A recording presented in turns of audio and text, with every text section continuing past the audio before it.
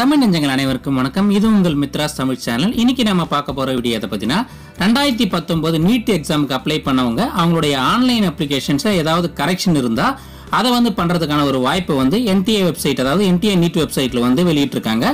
உங்க கரெக்ஷன்ஸ் நீங்க 14/1/2019 முதல் 31/1/2019 வரை நீங்க பண்ணலாம்னு சொல்லியிருக்காங்க.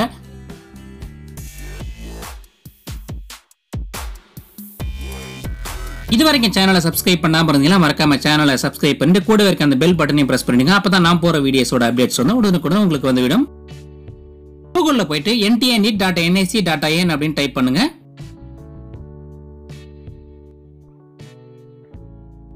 அதுக்கப்புறம் இந்த பேஜ் டிஸ்பிளே ஆகும். அதுல லெஃப்ட் சைட்ல பாத்தீங்கன்னா ஒன் டைம் கரெக்ஷன் நியூன்னு ஒரு டேப் இருக்கும். அதை கிளிக் பண்ணுங்க. அதுக்கப்புறம் இந்த பேஜ் டிஸ்பிளே ஆகும். இதுல பாத்தீங்கன்னா உங்களுடைய அப்ளிகேஷன் நம்பரையும் பாஸ்வேர்டையும் என்டர் பண்ணிட்டு நீங்க லாகின் பண்ணுங்க. நீங்க ஆல்ரெடி நீங்க ரெஜிஸ்டர் பண்ணும்போது உங்களுக்கு ஒரு அப்ளிகேஷன் நம்பரும் பாஸ்வேர்டும் நீங்க செட் பண்ணிருப்பீங்க. அதை யூஸ் பண்ணி நீங்க லாகின் பண்ணுங்க.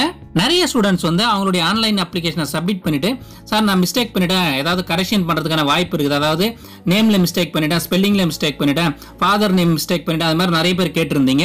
அதுக்கான ஒரு வாய்ப்பு தான் இது. அதனால நீங்க இந்த சான்ஸை மிஸ் பண்ணாம இந்த 14ல இருந்து 31 கூட உங்க அப்ளிகேஷன்ல ஏதாவது நீங்க தவறுகள் பண்ணியிருந்தா இதை யூஸ் பண்ணி நீங்க கரெக்ட் பண்ணிடுங்க.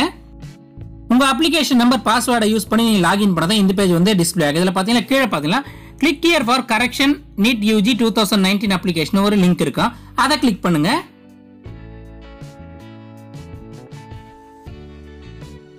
அதுக்கப்புறம் உங்களுடைய அப்ளிகேஷன் பேஜ் இந்த மாதிரி டிஸ்பிளே ஆகும். அதாவது உங்க ஆன்லைன் அப்ளிகேஷன் டிஸ்பிளே ஆகும்.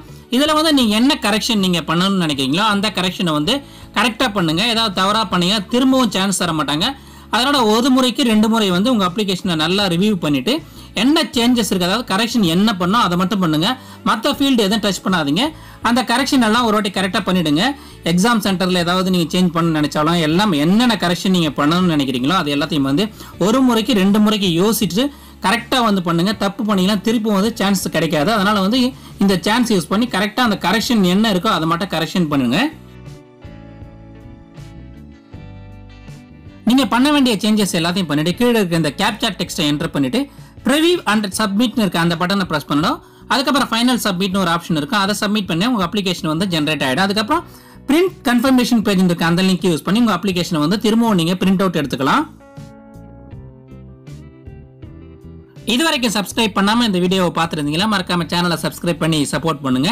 இன்னும் பல யூஸ்ஃபுல்லான வீடியோஸ் எல்லாம் உங்களுக்காக நம்ம தமிழ்ல காத்துட்டு இருக்கு.